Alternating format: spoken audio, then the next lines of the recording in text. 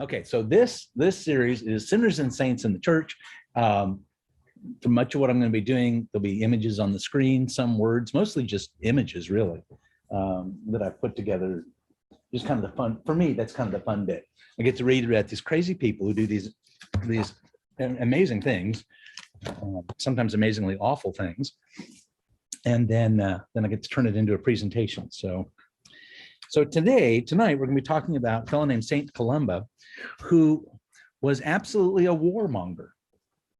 I mean, he was, if you saw the little teaser thing I sent out in the email today, he coveted something. He was accused of stealing something. He disobeyed the king's command. He shouldn't have gotten in the way of the king's wishes.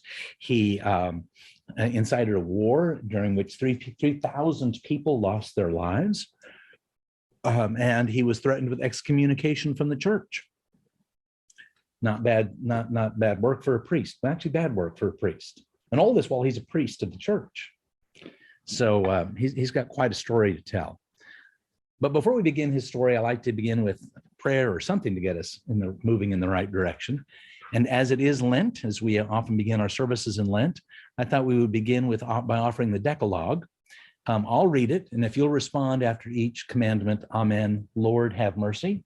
It's up on the screen there. So hear the commandments of God to his people. I am the Lord your God who brought you out of bondage. You shall have no other gods but me. Amen. Lord, have mercy. You shall not make for yourself any idol. Amen. Lord, have mercy. You shall not invoke with malice the name of the Lord your God. Amen. Lord, have mercy. Remember the Sabbath day and keep it holy. Amen. Lord, have mercy. Honor your father and your mother. Amen. Lord, have mercy. You shall not commit murder. Amen. Lord, have mercy. You shall not commit adultery. Amen. Lord, have mercy. You shall not steal. Amen. Lord, have mercy. You shall not be a false witness. Amen. Lord, have mercy. You shall not covet anything that belongs to your neighbor. Amen. Lord, have mercy. All right, so there we are, the Big Ten. All right. And so before we talk about Columba and what he did, why do you think the church we have in our prayer book, it's called the Penitential Order, and it's what we use, St. Mary's, to open our services during Lent, our Eucharistic services. And part of that can include the Decalogue, the 10 Commandments. Okay, why? Why do you think that is?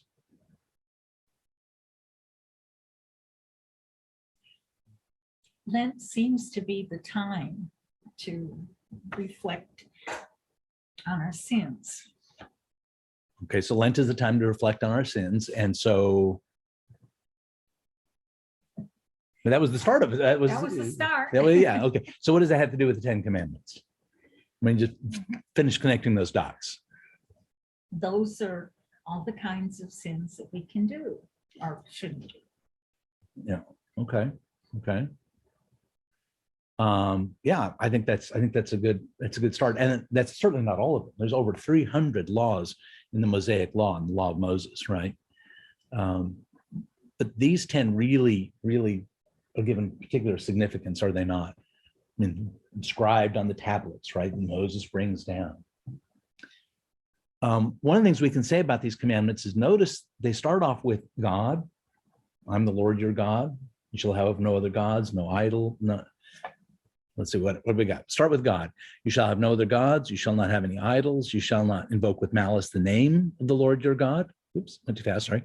Remember the Sabbath day and keep it holy. So we've got 4 that are all about God, right? And then the rest of them are about who?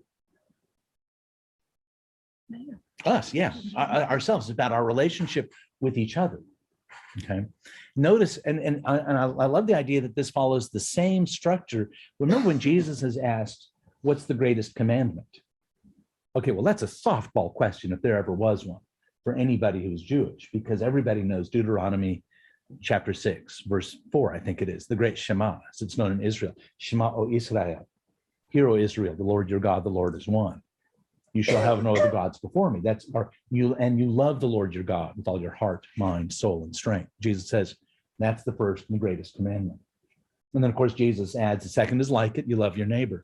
So it follows the same structure, right? Jesus boils it down to two, love God, love neighbor. The 10 commandments have 4 about God and 6 about neighbor, right? And that's the focus, isn't it? So now what can be incorporated? Oh, hang on. Somebody's wanted to join us. But I saw that on the screen. So what can we say about these commandments? I mean, most of them are shall not, right? Honor your father and your mother. That's a positive. You're supposed to move in that direction, right? How might we break that commandment? Or how might we fall short?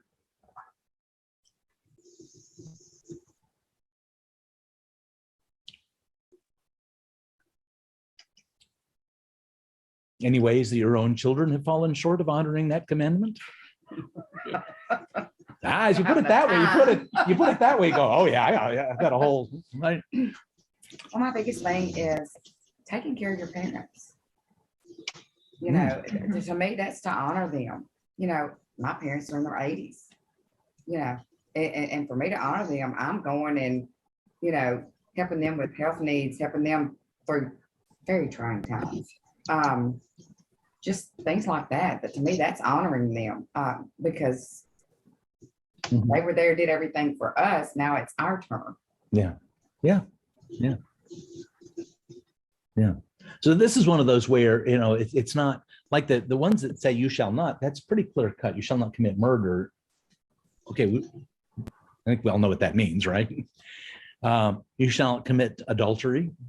Okay, that one, I remember Jesus on both murder and adultery has a somewhat more broad definition, right? Doesn't he say that if you hate your brother, it's as though you've murdered him? I mean, he makes that equivalence, draws that similarity. But shall not murder, shall not steal, shall not be a false witness, shall not covet. Well, Saint Columba, we're talking about today. Well, we won't call him saint just yet because that's a while coming. The story starts with, as we will see, maybe, there we go. With first, something that he covets, something that is accused of stealing, which leads to a bit of a war in which a bunch of people end up dead. So it could be well argued that Columba, on his way to sainthood, when he was doing his long foray as a sinner, broke at least 3 of the big 10 along the way. And we see them up on the screen there. But our story begins in the year 521. We're in Ireland. We're in County Donegal in Ireland. And this is where this picture is taken. You'll see a Celtic cross there. It was a modern placement of that cross. But at the foot of that cross is a stone. And at the base of that stone was supposedly born Columba. When he was born, he was a prince of the O'Donnell clan, although there's nothing left of the O'Donnells today, nothing standing from that time in that place. But still, Columba's reputation continues and survives to this day, especially as we'll see in Ireland and in Scotland.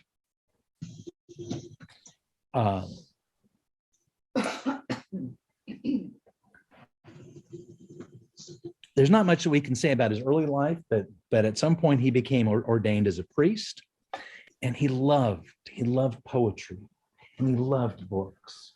And one day he goes to Clonard, and there's a monastery there. A fellow named Finian later became known as Saint Finian. This is Clonard as it appears today. This is an icon of Saint Finian. And Finian had been to Rome. And while he was in Rome, he brought back a copy of the Psalter, the Psalms, beautifully written out in what was then a new translation of, well, I think it was relatively new still, St. Jerome's translation into the Latin. There's somebody who has their mic on. Could you mute if you're not muted? It's my phone. No, it's not your phone. It's somebody on the computer. It could be, it might be Mary Stewart or it might be Dave. It's probably Mary Stewart if you don't mind. Anyway, and so he had this beautiful, beautiful Psalter. And Columba saw this thing and he was absolutely enchanted by it. Now this, you see on the screen, this was discovered some time ago, and it is from that time. It may actually be one of the pages from that very Psalter that Finian brought back from Rome, and that so caught Columba's eye. He was so taken with this, so enchanted by this. When it was nighttime and all the other monks would go to bed, he would get up and he would go look at this Psalter, and he decided he really wouldn't mind having a copy of this. Well, since they've not yet gotten around to installing photocopiers in the 6th century, he sat down with, I assume, parchment and pen, and he began writing out his own copy of this St. Jerome's Psalter. Night after night after night, he slaved away making his own copy, doing it as faithfully as he could to match this beautiful, beautiful work of art that Finian had brought back from Rome. Then one day, Finian discovered what Columba had been up to. And he said to Columba, all right, cough it up, give it back. It's not yours. Columba objected, I'm just making a copy. I'm not doing anything to change what you have. I'm not doing anything to diminish the value of what you have. When I'm making my copy, you have what you have, nothing, that doesn't change. I don't care. It's not right that you copied something that was mine. You need to give it back. Columba disagreed. They took their argument to Diarmid, who was the Irish High King at the time. So these two monks go to the king and say, we've got this dispute. And like a Celtic Solomon, Diarmid ruled, to every cow its calf, to every book its copy. I'm not sure that's the best analogy in the world, but that's where Diarmid went with this. So just as a cow giving birth to a calf is entitled to that calf, so any copies that came from an original belong to that original. Interesting application of one of the first copyright infringement cases, right, in recorded history. So Columba, as a result, was forced to give back his copy, to give his copy to Finian, and he was not happy about it. He was angry, he was humiliated, and he really kind of had a thirst for a bit of revenge. He wanted to get back, not just at Finian, but even at Diarmid. Not at all happy with the king for doing this. He goes back to his church at Garton in County Donegal, and he's sitting and he's simmering and he's stewing. And not long after, a man from Connaught came by, a man named Curran. Curran had been in a hurling match. See the fellow on the screen here with what looks like a sword and some sort of ball in his hand. I'm not sure the details of this, but it's like an old field, it's like an old early version of baseball, right? It's played with a ball and a stick, but apparently it was quite dangerous. And sometimes they would be used as training for warriors, I guess, to develop team spirit and team cooperation. But there were actually laws passed at one point making it illegal to kill another player while hurling. Okay, so apparently a wee bit dangerous. Just a wee bit dangerous, you know. So this fellow Curran had been hurling, been playing this game. He was in a match. And by accident, he didn't mean it, but by accident, he killed one of his opponents. Worse, it wasn't just any guy he killed. It was somebody related to King Diarmid. Oops. Bad idea. Curran runs for his life, and he finds himself here at Columba's church, and he begs for refuge. He's seeking sanctuary. Columba brings him in willingly. Yes, come in. You're afraid. Come in. We'll protect you. We'll keep you safe. And in fact, Columba started a process that he hoped would lead to avoiding charges of homicide, avoiding the requirement of execution for this guy. He hoped he could, save this guy's life. It was not to be. The king's men at arms were sent to find Curran and bring him to swift and certain justice. Warriors showed up at the door, maybe not dressed exactly like this picture, but it's the best I could find on Google. The pants look like pajamas, but you get the idea. Other than that, I think they look pretty fearsome. And they showed up, and the monks tried to protect. They tried to keep him from entering. No, this is a church. This is sacred ground. This is a place where people can come for sanctuary. And they were thrown out of the way. And they entered the church. Inside the church, cowering behind Columba is their target, Curran. Once again, Columba objected. This is sanctuary. You can't take him. They threw Columba aside, even as he was trying to shield the refugee with his own body. They dragged Curran out of the church, and there they killed him. All right, now, Columba had had enough of Diarmid. Diarmid ruled improperly, in his view at least, taking away his beautiful copy of the Psalter, a copy that harmed no one, in his view, right?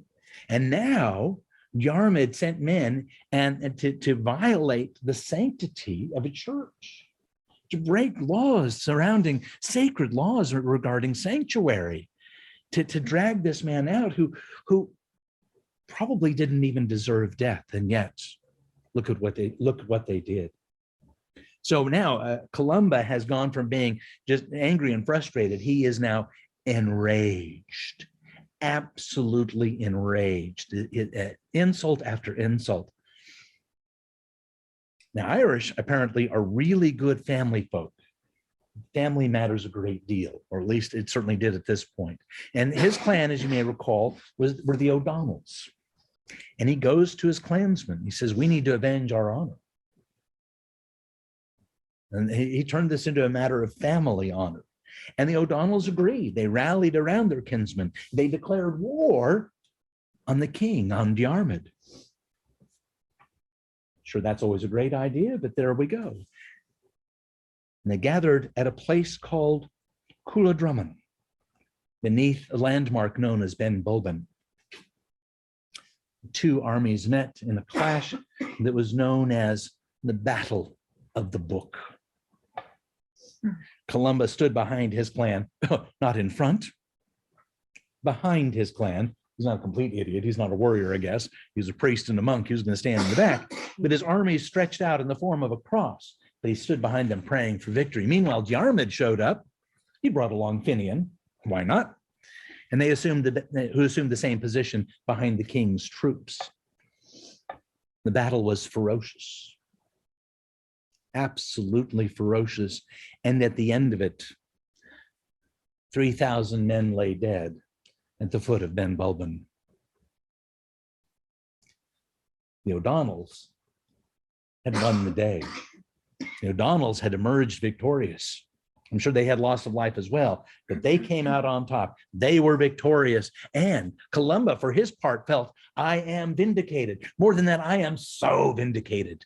I mean, after all, if God had not favored his side and his position and his argument, would he not have won?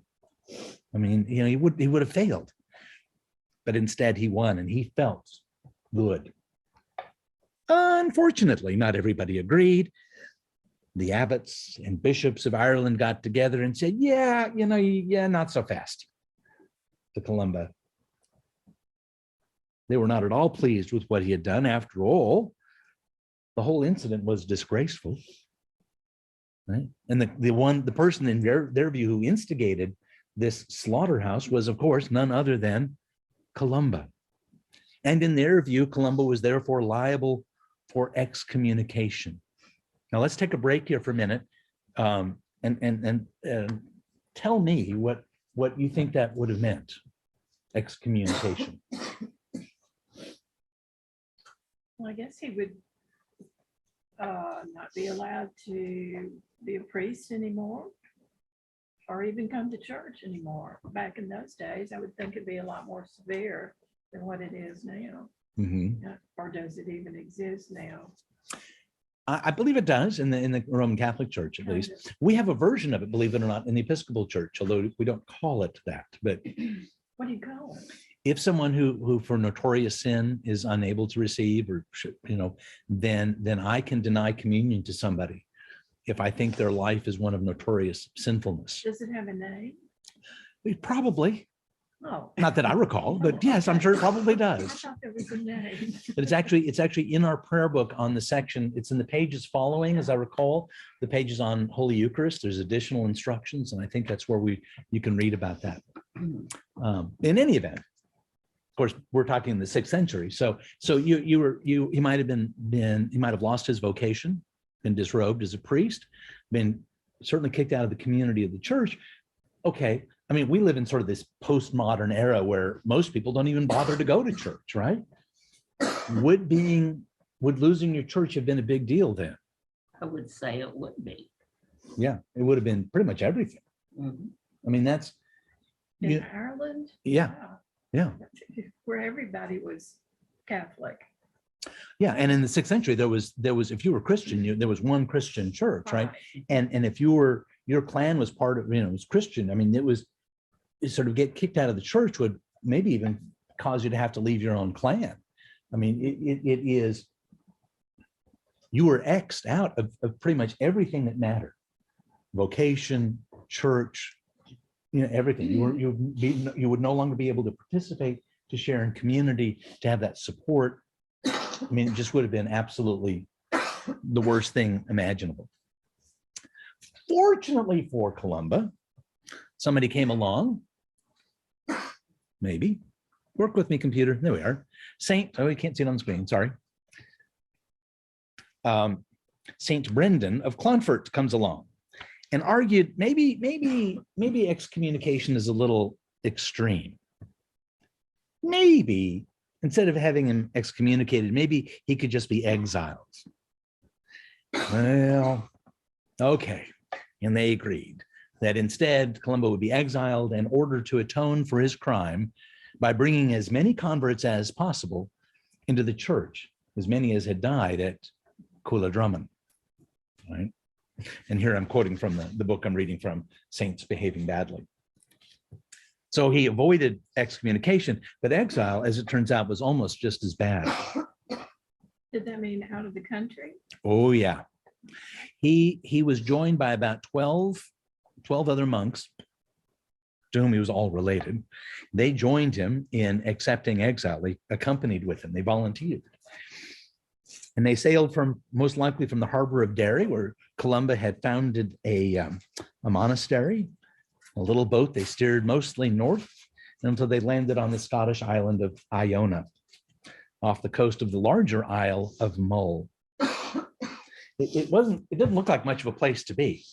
I mean, this picture makes it look kind of pretty, really. But from their experience, and as a practical matter, it was flat, it was rocky, and the soil really was not meant for farming. Probably why it was isolated and unpopulated. There was no good way to make a living there, to support yourself there. But that's where they were. And they saw themselves, in this very harsh environment, where you couldn't plant a good crop, isolated, removed from their hometown. Are you doing better now? My allergies and something's just set them off. Oh, sorry. Yeah. But they saw themselves, in this suffering through the rigors of exile. They saw it as a kind of martyrdom. They were doing an extreme act of penance. And they called it actually the white martyrdom, to refer to exile, to be differentiated from red martyrdom, which would involve, the red of one's blood being spilt as you die for your faith. But still, they saw it as a kind of martyrdom, that they were enduring a hardship so severe that surely God would notice and would shower the exiles with blessings in the years to come. Columba, for his part, found being banished so painful that he set up his cell, his little room where he lived, in a part of the island where he didn't have to look and see Ireland on the horizon, because they weren't so far away they couldn't see it. It was there on the horizon. So he got set up where he wouldn't have to endure looking at that. It was so painful. Columba and his monks began to build a monastery for themselves on Iona. This is kind of what it looks like today. They got a message from Conall, the king of the Scottish province of Dalriada. He deeded the title of the island to Columba and his monks forever. Well, it turns out King Conall was related to Columba. I'm reminded of living in Dyersburg, where everybody seems to be everybody else's cousin. But be that as it may. Sorry, that was my mother who was calling, so I'll call her back. Some of the Scots in Dalriada were Christian already, not all, not many, but some were. And so for the first couple of years, Columba and his companions focused their attention on building up the church on the western edge of Scotland. So they took on missionary work, ministry work, building the church. Good, that's good. That's good penance. But remember, part of what he was charged to do is not just be exiled, but to do what else? Convert To convert 3,000. You're right, to convert 3,000 people. So that was very much on their mind. Now, in those days where they landed, again, as I mentioned, was a more Christian-oriented area, but most of northern Scotland, at least according to this map, could be described as Pictland, or the land where the group known as the Picts tend to live. And at that point, the Picts were ancient inhabitants of Scotland, been there forever. They were still pagan. They still followed the Druids and the worship of the host of gods and spirits of the natural world. So Columba and his, Columba looking at this said, well, this is the opportunity for me to atone myself. This is the opportunity to make good, to fulfill what I've been commanded to do as recompense. He realized this would be a tough mission, and the guys with him maybe there would be somebody better. He sent to Ireland for help. 2 distinguished monks joined him, and the 3 of them decided they would try to do the work of convicting the pagans of Pictland. Now, you're not just going to walk into somebody else's territory and start stirring up that kind of potential trouble by upsetting the religions of the day and the faith of the day. And, because if you're a person in power, king or other, figure of authority, you have that authority not separate from the church or whatever faith is being practiced, but as a part of that, right? So they weren't going to go in and just sort of kind of go in through the back door, so to speak, and convert a bunch of people. They were going to start by going to the king of the Picts. And so they go to visit Pictish king Brude of Inverness. This is, of course, an entirely historically accurate depiction of his castle. I mean, clearly. But there being no photographs of that ancient building available on Google, sorry to say. So they go up and they go knocking on the castle gates. Well, Brude, he has no interest in seeing his missionaries. He doesn't want even to come in. He has the gates barred against them. What is Columba going to do? Well, he raises his right hand, and in a gesture familiar to everybody who's ever been to an Episcopal or Catholic service, he makes the sign of the cross.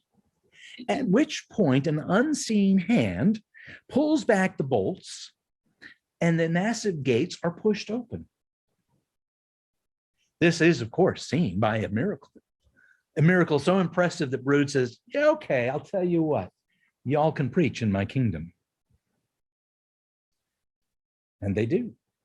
In the centuries to come, Scotland's kings would claim that Columba converted all of the Picts. That's probably a bit of an exaggeration. One that was probably started by a fellow named Adamnan. Adamnan was one of Columba's relatives who was born about 30 years after Columba, but he is Columba's first biographer.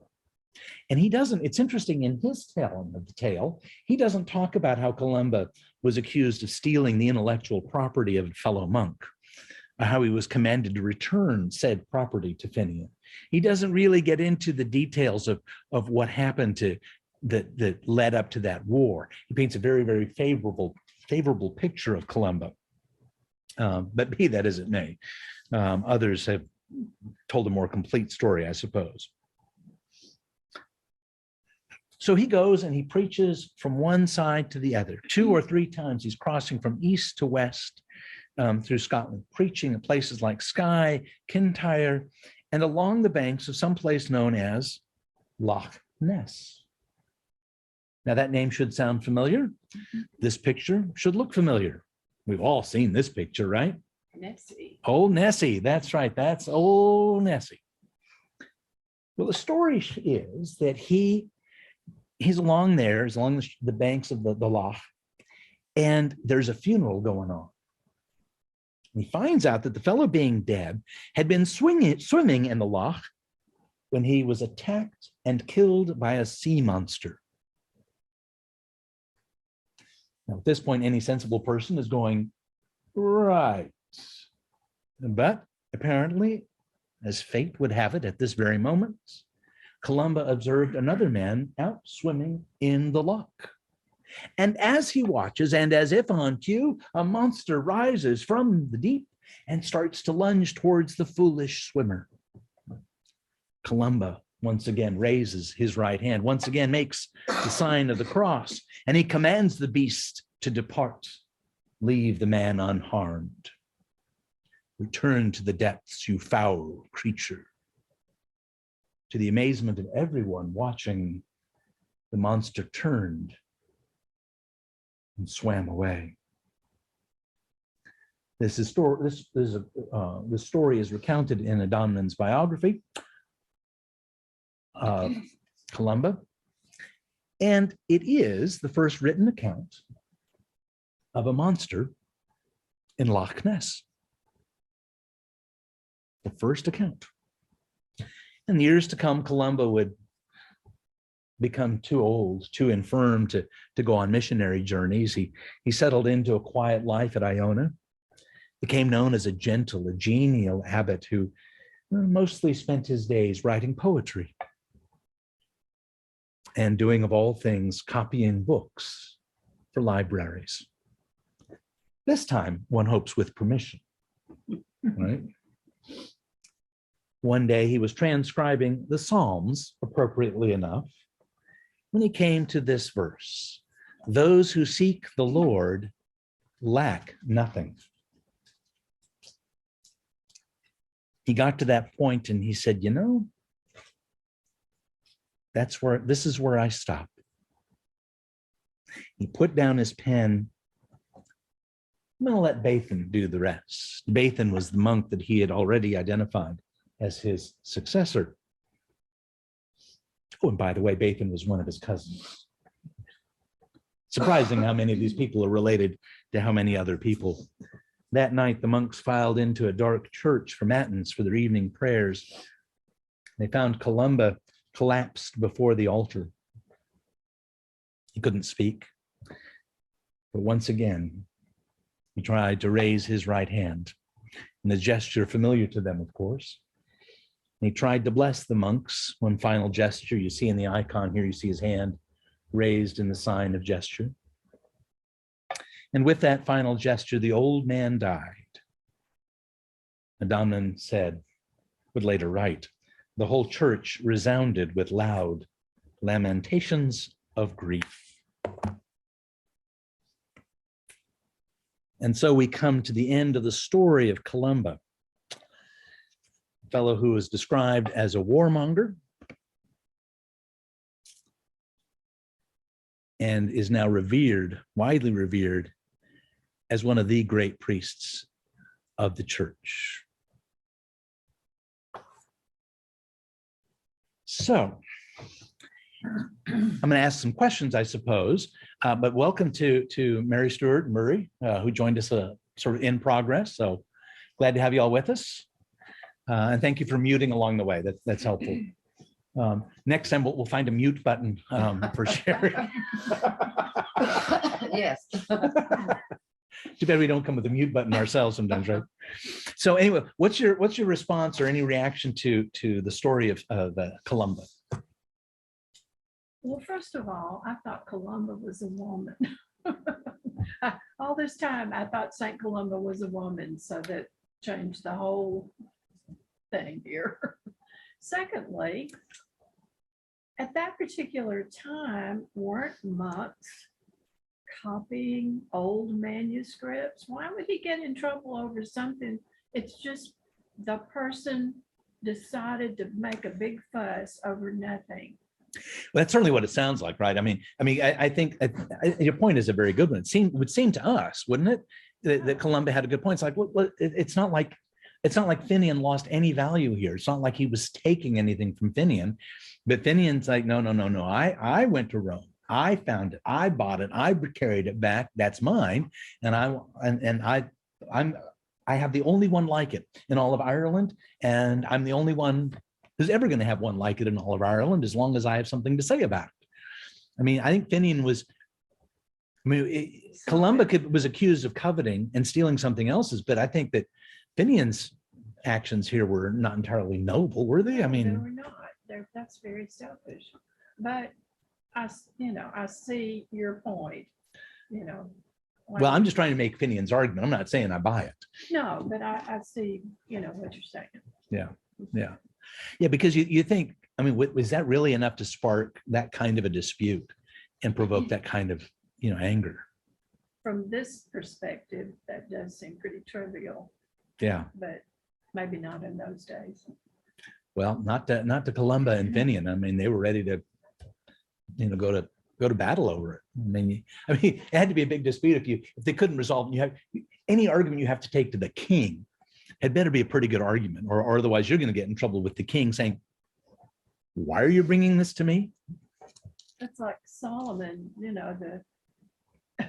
the story where you got half the child. Yeah, exactly. Yeah, good. Any other responses? Probably the big offense was killing 3,000 people. That was, but, other than that, it doesn't seem like a big issue, except that they killed all those people. And don't we honor sanctuary now? Where obviously back in those days, they didn't. Well, we're supposed to honor sanctuary. I mean, which is why our church doors are painted red, so that at a distance they could be seen and people seeking sanctuary would know, that's where I can go find sanctuary. Oh, I didn't know that. I didn't either.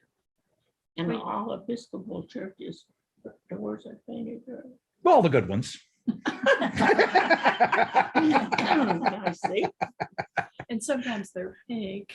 Yeah. Like now. Yeah, sometimes they get a little faded. We're We're working working on on that. because I've had somebody else ask me about that. Anyway, but yeah, that's the whole idea. So that's supposed to be honored. I mean, and that was part of what fueled, of course, Columba's outrage, was that how dare they violate sanctuary, Right. and the king's men should have known better. Was rousing up the O'Donnells and getting that clan to declare war on the king? Was that really the only answer there? I mean, was there not another option? Was there not another avenue? I don't know.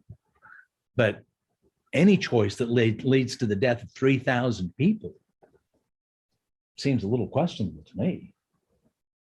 Well, in those days, weren't there people were more, what's the word? More prone to that kind of, they didn't sit down and have a nice conference, like hopefully that we do now, which of course we still don't. They were just like, yeah, okay, we're still that way. Never mind. Well, in some quarters at least, it seems to be true. 3,000 people, but I know. Anything else? Sherry? No, I'm good. I'm just trying to breathe. Good. Sandy? Well, just the way the whole thing happened is amazing to me. How that,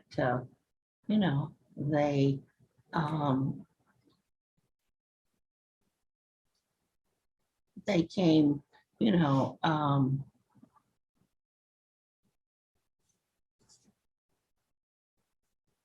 how great the fight was, and that, of course, it's like today's fight. They don't, as you say, there's no trying to talk or anything. It's just, a battle within itself. And, they went for the one man and, they're going to fight, they're going to kill. There's no talking about it. There's no thinking about it. It's just, they're after one man. They're either going to kill him, they're going to excommunicate him, they're going to do something, but, and just like, he was excommunicated. To me, that's a rather vicious, to me, that's really for no greater sin that he had done. Excommunication is awfully. Yeah, which is why maybe they backed away from that and said exile was bad enough. Yeah. Uh-huh. Okay. Anybody online, David or Mary Stewart? Any comments? Any reactions? Yeah, Gary, I'm real glad to see that we've advanced a lot, because they went from a parchment to a ball game gone wrong to 3,000 people dead. So things haven't changed that much. That's true. That's true, isn't it? We still get into, yeah. True enough. True enough. What's missing in this story? I mean, just looking at it from a modern perspective, for me, what's missing is where's the grace? Where's the compassion? Where's the, oh wow, yeah, part of me keeps hoping Pinion would say something like, yeah, I know these are amazing copy of the Psalms, and you've gone all this work to make your own copy. It's like, oh, well, would you just keep that to yourself then? I mean, don't you think there could have been room for a compromise or some other way to deal with that? But There is no grace. The grace is the king of the picks. yeah, there we go. Very good, Mary Stewart. Absolutely. Yeah. He's impressed by a supposed miracle and says, come on in, y'all. Come on in and speak to my people. Yeah. Very grace oriented. The Irish don't look so good, but the Scots look pretty good. Yeah, Scots do come off a little better in this story, don't they? Yeah. Yeah, they sure do. They sure do. Well, good. All right. Well, we've got 4 more of these folks that we'll be talking about in the next 4 weeks, and I would give you some hints about next week, but I haven't decided yet, so I can't tell you. You're not doing it in order. Well, not necessarily. I mean, because there was one I skipped. Who did I skip? I skipped. Well, we did St. Patrick, didn't we? Yeah, I think we did. Yeah, we did. We did St. Patrick, I think.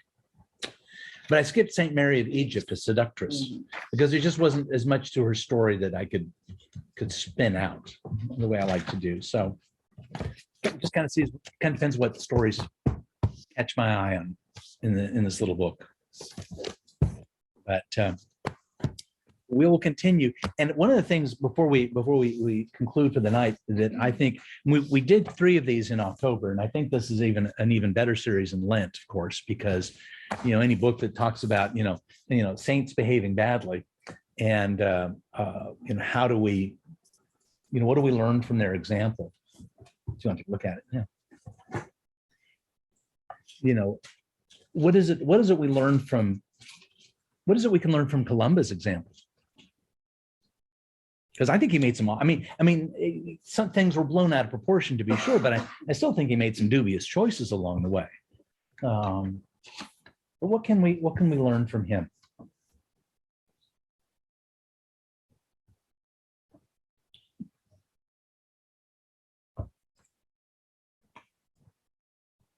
Don't get your relatives involved in your arguments. Well, yeah, maybe. What else? It's a good idea to ask permission before you borrow something. Yeah, ask first. Yeah. I mean, as somebody who was trained as a lawyer, I was trained that sometimes it's best to ask forgiveness rather than permission. In the context of a courtroom setting. You're going to do something. If the judge is going to pull you back, let the judge pull you back, but he might let you get away with it. But in this instance, yeah, permission would have been preferable. And it's already out there. Yeah. What else does Columba do that is admirable? Does he do anything that's admirable? I mean, we call him a saint. Why?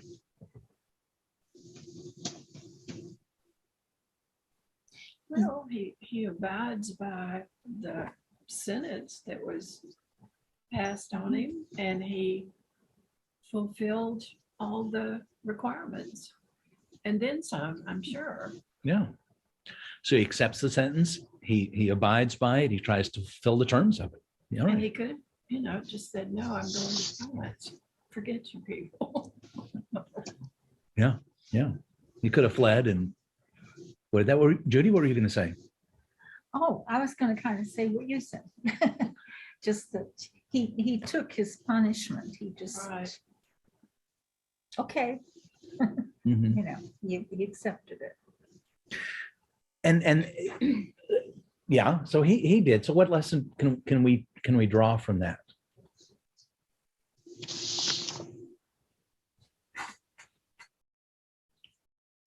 Melissa Bart. I have no idea who that is. I think she's a doctor, Who could be? Yeah. does hand surgery. Uh-huh. Oh, okay. Cool.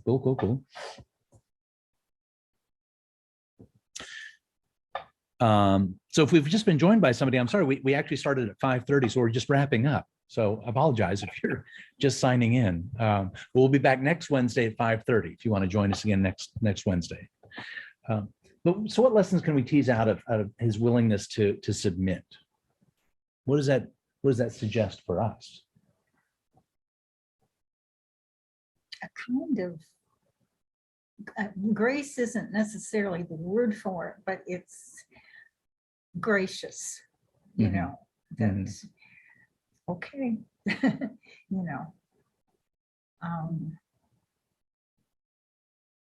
Well, you need to own up to what you've done. Mhm. Okay, you need to own up to what you've done. I still don't think it was terrible, but I mean, especially the copying of The copying one, maybe not so much. The No. 3,000 dead people, The rest yeah, of that's it, kind of a, Yeah, that's pretty bad. That's kind of a yeah, bad kind of a thing. bad thing. Yeah, yes, we need to own up. We need to take some responsibility. But one of the things that strikes me about what he does here is, and you alluded to this, is that obedience that he demonstrates, his obedience to the church.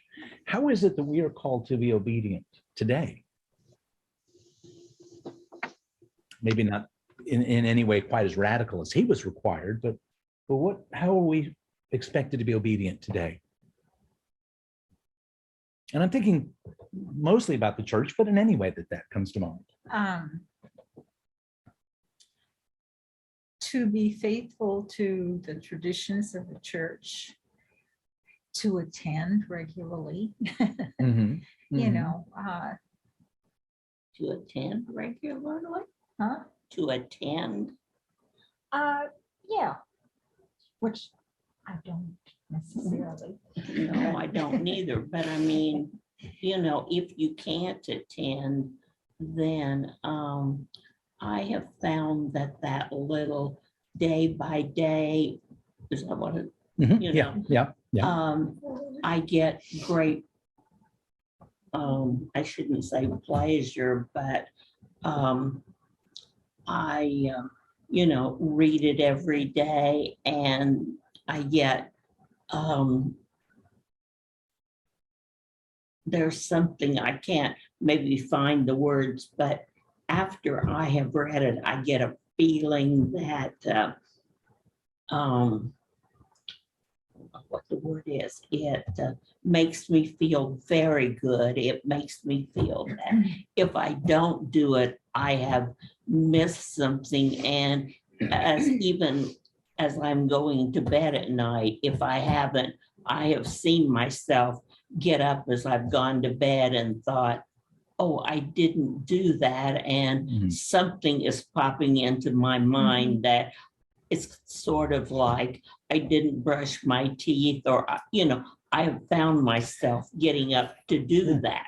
Well, it's become part of, whether you articulated it this way or not, it's become part of what we would call your rule of life. Yes. That this is something you do, and that without it, your life is Something is missing. something is missing, something is incomplete. Mhm. But the obligation to attend church however we can, whether it's coming to church, whether it's through the devotionals like Day by Day. I mean, that's part of our obligation, isn't it? And part of our obligation is we are obligated to follow Christ. We're obligated to love our neighbor. We're obligated to seek and serve Christ and others. We are, there's all sorts of obligations that are placed on us, and some are easy to discharge. And it's like I would like to think that most people look forward to coming to church on a Sunday morning.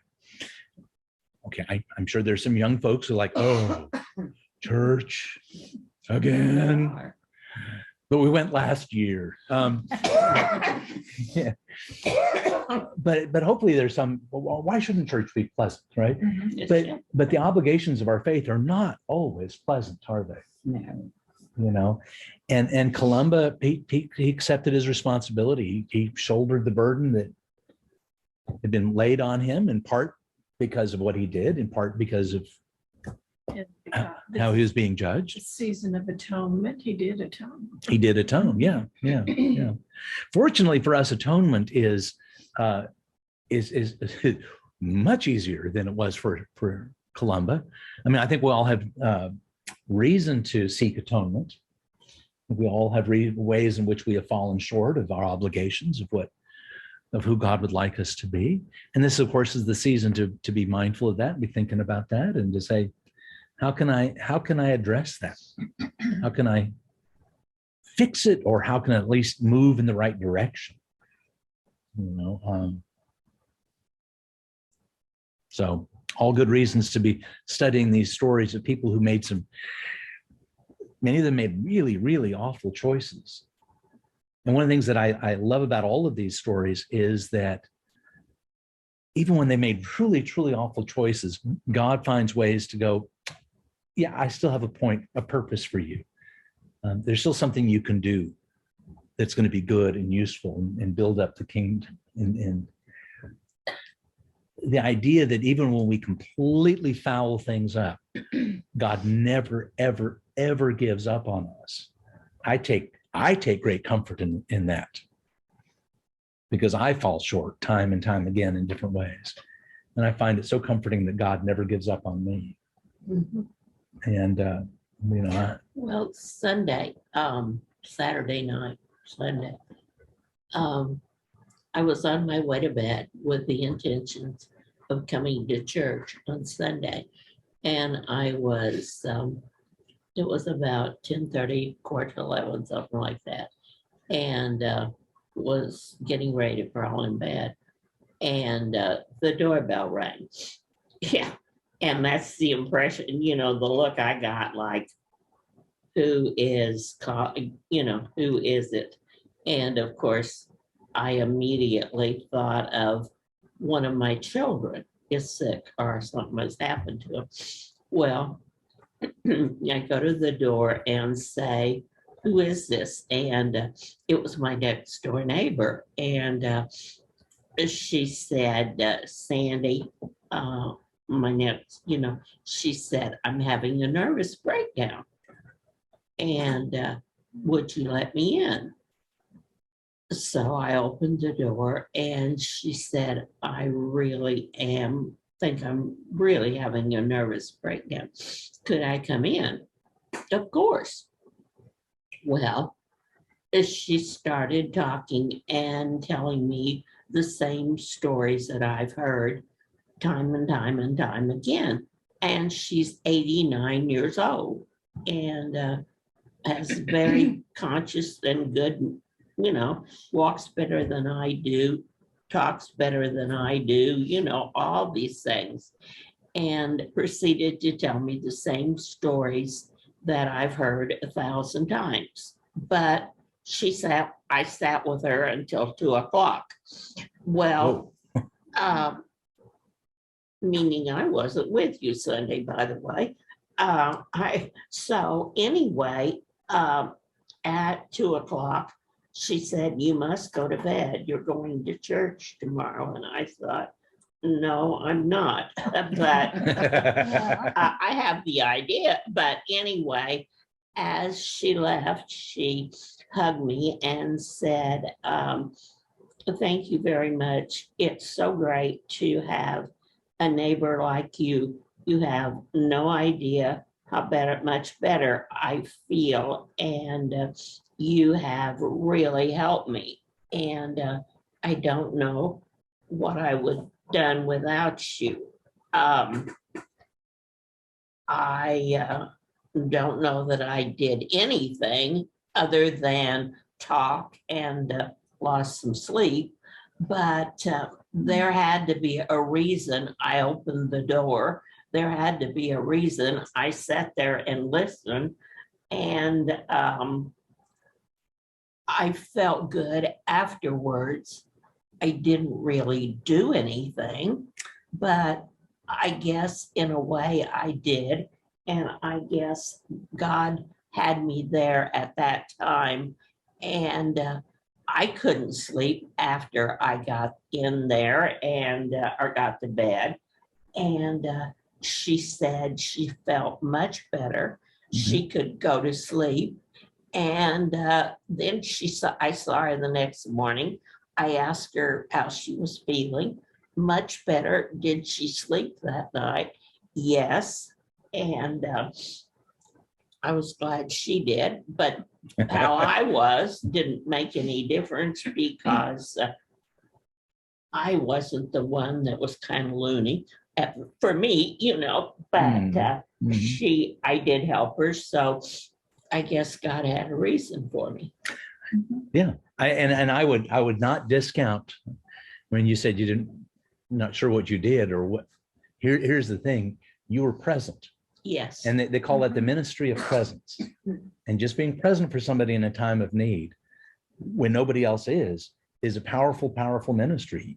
You were able to bring a healing touch to her that few doctors could do.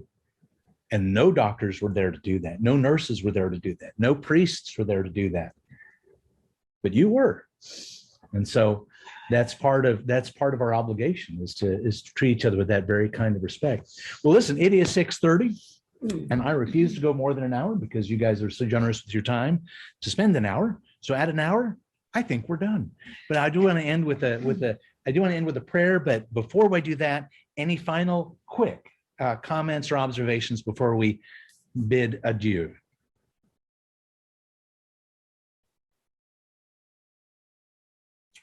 I haven't enjoyed it. Good. Glad to hear it. All right. Let's go forth with a prayer. Lord, thank you for this time together. Thank you for the example of your servant Columba. May we ever, Lord, be as obedient as he was, as diligent as he was, as faithful as he proved to be. Send us forth this night, O Lord, assured of your blessing. And I'm going to do what Columba did so often in his life. I'm going to raise my right hand and I'm going to offer you God's blessing in the name of the Father, the Son, and the Holy Spirit. Amen. All right. For those who are with us tonight, thank you. And hope to see you again next week, Wednesday at 5:30. Same login instructions and all.